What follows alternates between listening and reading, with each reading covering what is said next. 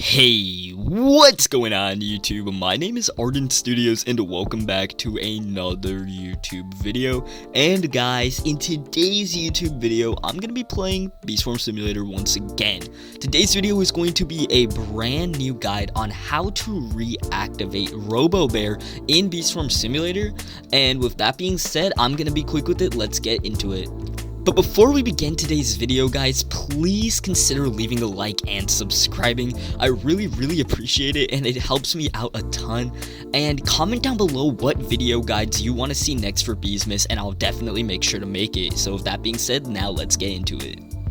So first things first, guys, to reactivate Robo Bear, you're going to want to actually go to the Robo Bear NPC right here. If it's not activated yet, it should have an X on it, and you're going to want to go ahead and talk to it.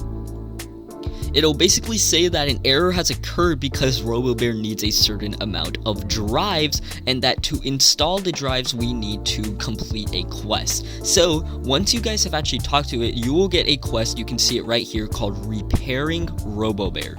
Now the quest is pretty simple. You have to obtain one of every single drive, which is white, red, blue, and glitched. Now, in order to do this, though, you have to actually complete specific Beesmas quests. It can be a little misleading because there is a drive shop up here, but keep in mind you cannot purchase any of the drives pictured here unless you have actually started the Robo Bear challenge, which you can't do without Robo Bear. So to get the first of each drive the first time, you need to complete very specific Beesmas quests, and I'll go through them as followed.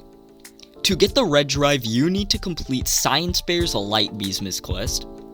To get the blue drive, you need to talk to Dapper Bear and complete the Samovar Christmas quest, where he'll give you a blue drive reward.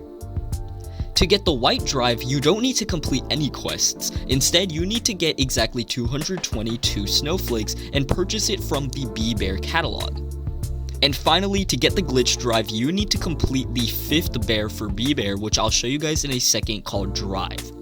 So let's go about going through these quests. First of all, getting the glitch drive from Bee Bear is not too hard. It's really a beginner level quest. To complete drive, well, not beginner level per se, but it is going to be a quest where it's sort of mid-ish game.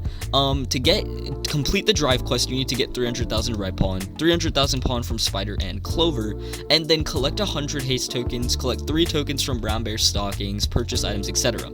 So here's how I'd go about it. In terms of the 4 items to purchase from the Bee Bear catalog, I would recommend that you go ahead and get the coconuts. It's just 15 snowflakes.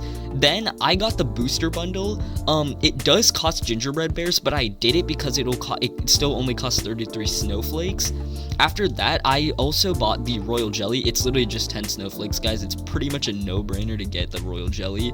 And then last but not least, you'll see it again, I bought the glitter. These don't have to be the 4 items you get, but in my opinion, they were just the best items for me to buy, especially because we really want to conserve snowflakes.